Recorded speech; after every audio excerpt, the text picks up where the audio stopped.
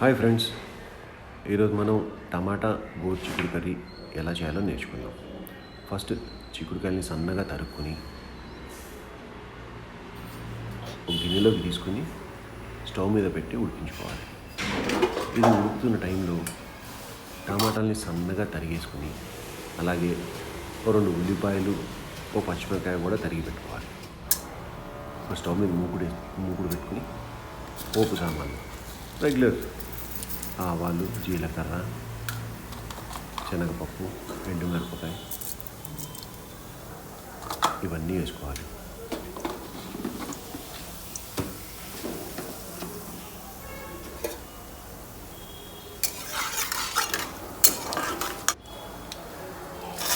Next దీంట్లో పచ్చిమిరపకాయలు, ఉల్లిపాయలు వేసుకోవాలి. పచ్చిమిరపకాయ, ఉల్లిపాయ కొంచెం దోరగా వేసుకుని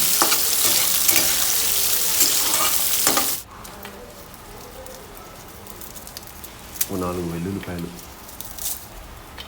పొట్టు తీసి చిన్నగా దంచి పెట్టుకోవాలి. ఇప్పుడు ఆ వెల్లుల్లిపాయలు కూడా ఇందులో వేసేయండి.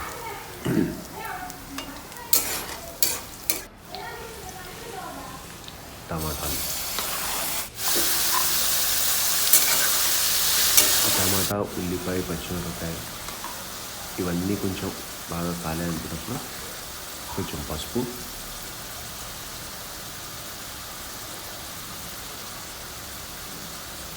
కొంచెం ఉప్పు,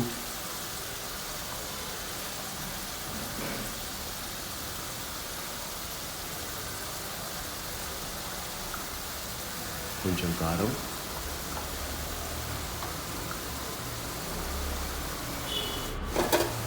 ఇవన్నీ వేసుకుని బాగా కలుపుకోవాలి. ఇప్పుడు మనం ఉడకబెట్టిన గోరు చిక్కుడు ఉడికిందో లేదో ఒకసారి నొక్కి చూస్తే తెలుస్తుంది. ఉడికింది అనగానే దీంట్లోని నీళ్ళన్నింటినీ వార్చేసి వేడిగా ఉంటున్నాడు ఒకసారి చిన్నగా కడుక్కొని ఆ ఉడికిన గోరు చిక్కుడు ముక్కల్ని ఇందాక మనం రెడీ చేసుకున్న టమాటా ఉంది చూసారా, ఆ కర్రీలో కలిపేసుకోవాలి. అంతే. ఒక్క 2 సార్లు అటు ఇటు తిప్పి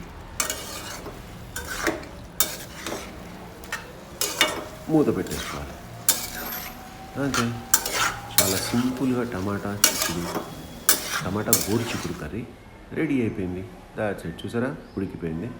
ఇది చపాతీలోకి కానీ అన్నంలోకి కానీ సూపర్గా ఉంటుంది. Okay friends, bye.